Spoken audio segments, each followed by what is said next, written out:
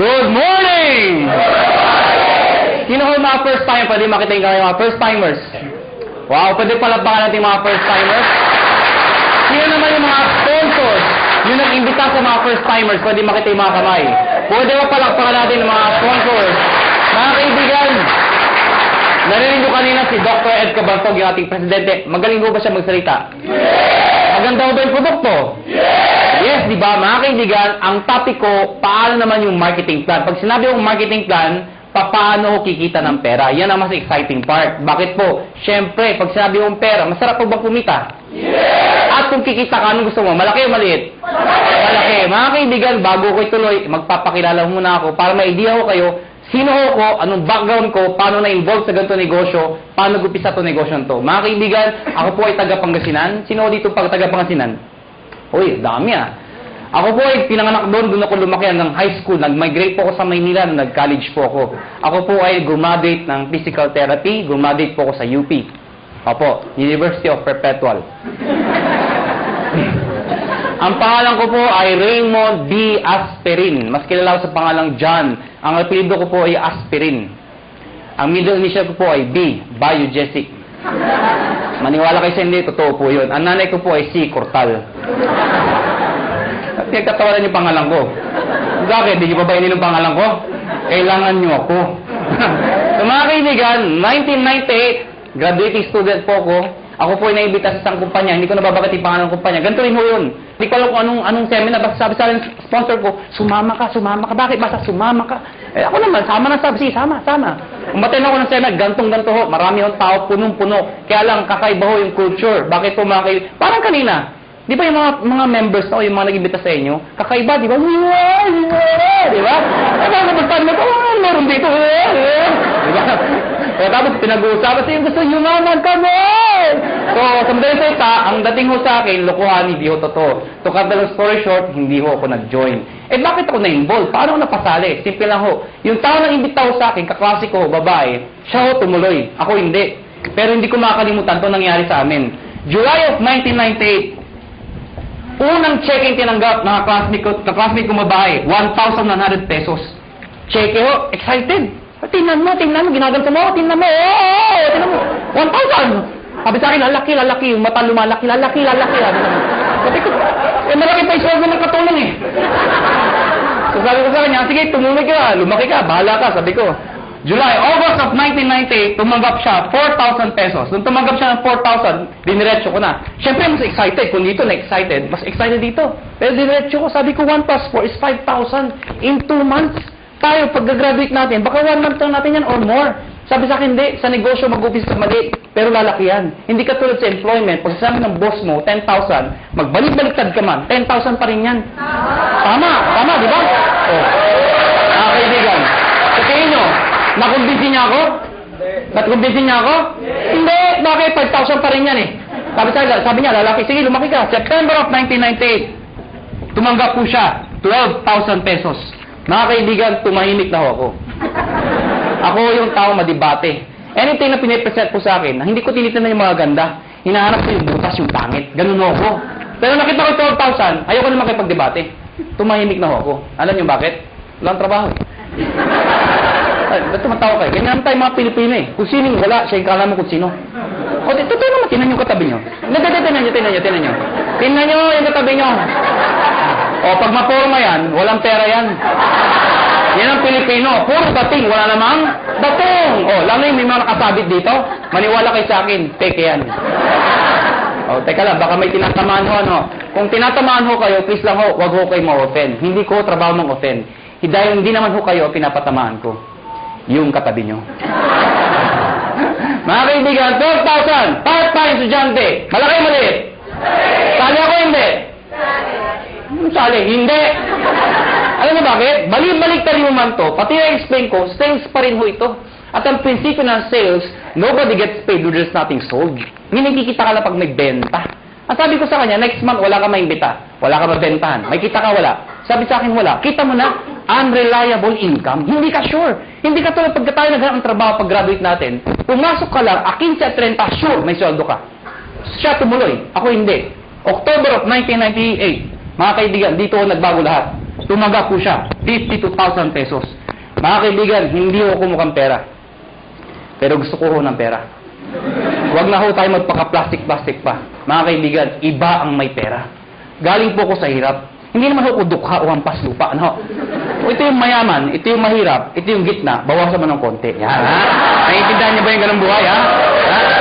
Hirap ho, medyo hirap. Mga kaibigan, kung nakita ko 50,000, alam mo yung pakiramdam na nakakamay ka ng pera? Alam mo bakit? Mga kaibigan, kaya ako nag-physical therapy. Dahil gusto ko kumita ng pera. Tingnan niyo maigi. Noong 1990s, mid of 90s, hindi man ho ang PT sa abroad. Hindi man, di ba? Hindi ko mahanap ko ng PT. Basta pag-graduate ko ng high school, pagdating ko ng Manila, sabi ng ate ko, mag-PT ka. Bakit ate? Basta yayaman ka, uya. Sige, PT. PT ako. Hindi ko alam kung trabaho ng PT. Nalaman ko ang PT nung gagraduate na ako. Doon ko nalaman trabaho namin. Taga-masahe ng tatanda. Ha? Ang mga kausap ko, Manong, kumusta kayo? Kaya ha, ako yan ang kausap ko, ha? Lakad po kayo. Daan na, ha? Mga kaibigan, may magagawa pa ba ako? Gagraduate na ako? Wala, tinanong ko na, gumagraduate naman ho ako. Ito problema ko pag-graduate ko. Hindi na in demand, nurse naman daw. Di ba nakakayos yung ganun? Alam ka lang pag-graduate ko, nurse na. Naipit ka sa gitna? O natatawa kayo bakit? Di ba ang daming nurse ngayon? O saan katuta ka nurse? In demand daw. O ngayon, dahil sa sobrang dami na nag-graduate ng nurse, nurse ho kayo open, ano? Napapansin lang ho natin to. Ang daming nurse, bakit to? Pati nga doktor nag-nurse. Ay, di naman ho nakakahiya. Nakakatuwa lang siguro pakinggan. Dahil pag graduate yung doktor, di ba, sinteblado? Doc, congratulations. Nurse ka na. Ano itsura ng doktor? Yeah. Imagine mo, yung doktor tonton naging nurse. Bakit? Yun ho reality.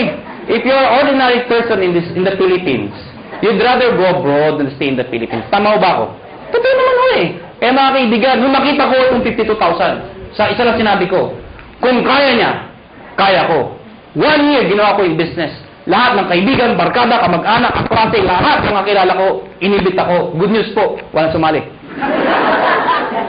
Matawa kayo. Tingnan ko kung may mabita kayo. Ang hirap-hirap kayo mag-imbita. At ang masakit pa sa mag-iimbita, alam mo yun, yung minsan Indian. Ito masakit sa lahat. Umaten na, umupo na, pumalakpak pa. Paglabas, ngit ka. Walang niya. Okay lang sabihin yung hindi autorisado. Okay lang yun, matatanggap ko eh. Ang hindi ko matanggap, yung sabihin pang di maganda, ay, nanuloko lang kayo, piramiding kayo. Yung battle sa lahat, tama ba ako? Tama, so mga kaibigan, second year ko, gusto ko na mag-quit. Sabi ko sa sarili ko, hindi yata bagay sa akin itong negosyo to. Hindi ko yata linya to. Hindi ito ang swerte ko. Kinoconvince ko sa sarili ko na hindi na bagay, hindi para sa akin. So what happened? Kinausap ko yung kaklase ko, sabi ko, na babae, yung sponsor ko, mag-quit na ako. Ang sabi niya sa akin, sige mag-quit ka. Hindi mo na natinag. Ano bakit? Wala akong recruit eh. Mag-quit ka, 1 year ka na, wala ka naman ma-recruit, sabi sa akin. Mga kaibigan, sabi niya sa akin, pag nag-quit ka, anong gagawin mo? Sagot ko, pongan. Siya ho, nag-80,000 na per month after 1 year. 80,000, hindi ko kikitain sa employment yun. Ang sabi ko sa sarili ko, total, 1 year pa lang naman, 1 more year. Pero this time, pinag-aralan ko yung sistema. Take note, sistema, hindi sikreto. Nung nalaman ko yung sistema, to cut the long story short, nahit ko yung highest position, nag-manager po ko doon, kumita akong 30,000, 40,000, ganun pala ho yun. Kapag kumikita ka na, mas nagiging madali. Kasi may pruweba ka na eh. Nakuha niyo ako? Kaya huwag kayo titigil hanggang di kayo kumikita. Kasi natural, wala kang maimbita. Pero sasabihin sa akin, paano kami nag-imbita? Wala nga kaming kita. Mga kaibigan, meron sa sali dyan. Katulad ko. Okay? So, what happened, naka 6 years po sa kumpanyang yun. I was one of the millionaires club, youngest millionaires club. After 6 years, I decided umalis po sa company yun. Nag-join ako sa isang company, hindi ko kinakahiya, hindi naman sa pinagmamayabang. At least may idea lang ho kayo, ano pinanggalingan ng may-ari? Nag-join ho ko sa first quadrant. Mga kaibigan, 6 months lang naman ho ko doon. Pero in 6 months, 1.2 million din ang kinita ko. Pwede na, di ba? After 6 months, umalis po ako sa kumpanyang yun. Nag-join ulit ako sa isang kumpanya, iGen Portal. Yun, doon ho ko naging kumita ng malaki talaga. Bakit po? In 1 year, 12 million ho ang kinita ko. Ibig ko sabihin, nag-1 million ako per month, tutuho yun. Alam niyo ho, wala ho kayong kabuhay-buhay kausap. Sabi ko, 12 million in 1 year. Yung itsura ng iba. Parang gusto niyo sabihin sa akin, o ano ngayon? Hindi ko naman nagmamayabang yun, ano? Sinasabi ko sila sa inyo, na talaga may pera ho. Mga kaibigan, after 1 year sa kumpanya nyo, umalis po ulit ako. Alam ko lang, iniisip nyo kung first timer kayo. Ang tumatakbo sa isipan nyo, kung talagang kumikita ka, bakit lumilipat-lipat ka pa? Tama, mali? Tama. Ito sagot ko. Hindi ka ba lilipat kung sarado na? Ha? Mga kaibigan, silaro ko na lang kung mag-isa ka, di ba? Sali kayo, sarado na. Oh. Siyempre, alis ka. Next question nyo. Next question nyo. Alam mo naman sa sara. Sali ka pa rin na sali. Nagsasara naman lahat na sinasalihan mo. Tama ba ako? Kasi wala akong makitang negosyo na pagkaliit-liit ang puhunan, pagkalaki-laki ng kitaan. May nagsabi sa akin, mahirap yan eh. Para sa akin ito ang pinakamadali sa lahat ng mahirap. O, tinan nyo to ha, bakit ko nasabi yun? Yung mga first timer dito, sino nag-imbita sa inyo? Nasaan sila? Nasaan? O, katabi nyo. O, nandyan. Di ba, iniwan kayo. Mga kaibigan, anong ginagawa nila? Wala, nakaupo din, di ba? Tumatawa din, tama ba ako? O, sino nagsasalita? Ako, sino papagod? Oh, ganyan yung gagawin nyo. Mag-iimbita ako, papalakpak yun lang. Sasabihin mo sa akin, mahirap. Sumuko mo ng negosyo. Bookkeeping, inventory, management, accounting, lahat. Pati logistics, iisipin mo. Eh kung wala ka lang sa negosyo, wala na, paktay ka na. Dito, mag-iimbita lang, papalakpak ko, yeah! Pag sumali, yeah! Diba? Tama? Oh. Sasabihin nyo sa akin, kung hindi sumali. O bakit? Ikaw ba nagbayad ng kuryente? Ikaw ba nagbayad ng sasalita? Ikaw ba nagbayad ng upa dito? Hindi naman ah. Wala kang ginawa. Nakuha niyo ako. Mga kaibigan, August of 2008. Sorry, 2005. August of 2005. Kami mga may-ari we've decided, convinced ho kami may magandang negosyong to. Ang problema ho, pag sinabi ho network marketing, sirang-sira na ho talaga sa Pilipinas. Ay, hindi na ho dati masisisi. Sa sobrang dami ng lumabas sa kumpanya, they come and go. At ang masakit pa niyan, yung mga member doon sa ibang kumpanya, sumali ulit dito, pasali-sali-sali. Ano yung itsura ngayon? Isa lang sinasabi niya, uy, sali ka dito, maganda to. After 1 year, sali ka dito, may bago, maganda din dito. After 1 year, sali ka ulit, may maganda, bago ulit dito. Ikaw, sali ka ng sali, wala naman napupuntahan, puro sarado na. Tama ba? Ang masakit niyan, pag uwi ka sa bahay niyo, reaction ng mga kapitbahay, mga kamag-anang, oh, yan naman si networking! Tama? Kaya kung ikaw, member ka, matusulog ka talaga eh. Ayaw ko na networking. Kinahihiya ka na ng kaibigan mo minsan. Pero mga kaibigan, kami ho, convince ho kami. May pera ho. Sa ibang bansa ho, pag sinabing network marketing, katulad ng galing kami ng Amerika, ibang klase ho. Pag umattend kayo ng seminar, puro nakapustura ho, formal attire ho. Napakaganda pag sa networking, believe sila. Dito hindi ho. Kinahihiya ang networking dito.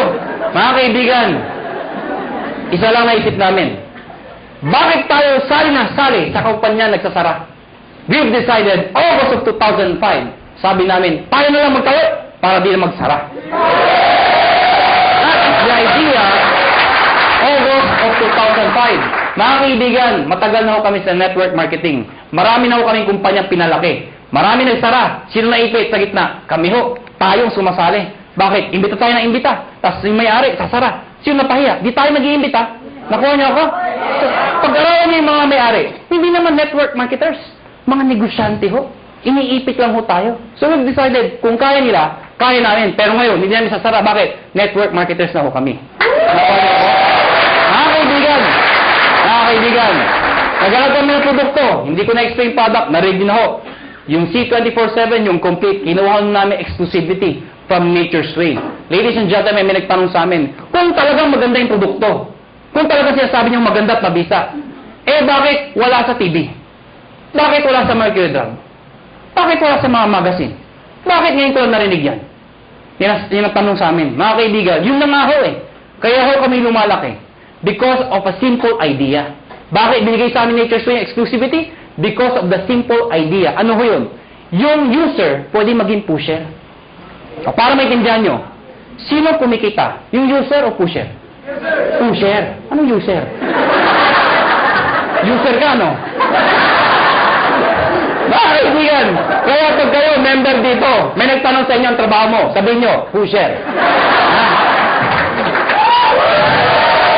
Kaibigan, pag tinanong, anong pinupush mo? Nakakabaliw. Si 24/7. Kaibigan, now, ayoko na pahabayin pa. Pag-usapan natin, paano naman kikita? Mga kaibigan, may tanong lang ako sa inyo. Sino ho dito ang gustong kumita ng pera? Pwede makita yung kamay. Maraming salamat po, maraming salamat. Alam, hindi ko alam bakit yung iba di nagtatas ng kamay. Hindi ko rin alam kung natanong na ito. Pero alam niyo ho, I've been doing this for the past 12 years. Isa lang ho sasabihin ko sa inyo. Pag hindi ka nagtaas ng kamay, tuwing tatanong yung tanong na yan, merong nasa itaas na nakatingin sa atin sa baba. Pag hindi ka nagtaas ng kamay, hindi ka niya bibigyan. Uulitin ko ho yung tanong ko. May pag-asa pa yung hindi nagtataas. Sino ho dito gusto mo yumaman? Yeah! Mga kaibigan, masarap po ba ako may pera? Yeah! Diba? Alam niyo, wag ho kayo mayabangan sa akin. Pero sanay ho ko mag-commute, mag-tricycle, mag-jeep. Lahat ho, dinaanan ko ho. Pero alam niyo ho ngayon, iba na ho ang buhay ko. Alam niyo, pag isa umaga, ano sinasabi ko sa driver? Louie, pakipipe nga yung sakyan, aalis tayo. Ano sinasabi sa akin? Sir, alibas sa mga sakyan niyo, ipiprepare namin. Alam niyo ho, baka nayayabangan ho kayo, eh alam niyo ho, iba ho talaga may sasakyan. Noong unang panahon, ang sasakyan ho, luxury ho yan. Ngayon ho, necessity ho yan. Kailangan na ho. Kaya pag ikaw ho, may pamilya ho kayo, huwag ho kayo papayag na walang sasakyan. Kahit luma, magkasasakyan ka, mangarap ho kayo magkaroon ng sasakyan. Nakuha niyo ako? O, tingnan niyo ito maigi. Paano kung may anak ka? Fresh graduate. Katulad itong kwento ko, lumang kwento. Di ba tag-ulan ngayon? Fresh graduate. Matalino. Probinsyana. Pero matalino, maganda, sexy. Ang puti. Naghanap ng trabaho. Palibasa, sikat na Makati. Makati, tinanggap ka agad ho sa Makati. Unang araw ng trabaho. Umuulan ho. Traffic pa. Wala siyang choice. Sumakay siya. MRT. Yan yung pinakamabisa paraan dito sa EDSA. Traffic, di ba? MRT mo siya. Eh, di ba sa MRT, ang daming tao. Nahanap pagka rush hour. Di ba yung pag nasa pila ho kayo, pagbukas ang pinto, hindi mo kailangan pumasok sa loob. Tutulak ka talaga ng tao, papasok sa loob, di ba? Tutulak ka talaga eh. Pagdating sa loob, dikit-dikit ang mga itsura niya, di ba? Oh, ano yung itsura pag nandun? Unahan sa release, di ba? Unahan yan, unahan. Pagtakbo ng MRT, di ba? Maya-maya, kuya pre ng MRT. Pag pre ng MRT, babae maganda, may tumusok sa likod. Sinilip niya ngayon, may lalaki. Sabi niya, Manong, yung payong mo tumutusok. Galit na galit. Takbo ulit yung MRT. Pag pre ulit, may tumusok na naman. Manong, yung payong mo tumutusok. Yung lalaki, sabi, ang lalaki, alam niyo, pag pre ng MRT, ay, grabe talaga, ang lakas, ay, Manong! Sinigaw ng babae. Yung lalaki, dali-dali bumaba. Sabi ng babae, wala naman payong. Ano yung tumusok? Kayo, how would you like to spend the rest of your life? Gusto nyo ba natutusok? Pag may kotse ka, hindi ka matusok. Ito na ho, ito na nga. Baka may first time, tama na tusok! Paano makikita? Mga kaibigan, dapat makonvince mo tayong lahat na ang kumikita o yumayaman ay negosyante. Tama ba ako? Hindi ko nila lahat, pero kadalasan at karamihan. Yung mga nag-abroad, sasabihin nyo, hindi, kumikita rin yung mga nag-abroad. Totoo ho yun. Pero pag uwi nila dito, bit-bit ang kanilang mga kinita, ininegosyo rin ho nila yun. Dahil kung di nila yung negosyo, mauubos din ho yun. Babalik na sila sa abroad. Eh, paano pag tumanda na? Magulat na sila, wala sila napunda na negosyo. Nakuha niyo ako? Bottom line, negosyo. Ang problema ho, kulang ho tayo saan? Sa finance, pera, kulang ho. Good news po. Itong negosyo papakita ko sa inyo. Pag ikaw nag-join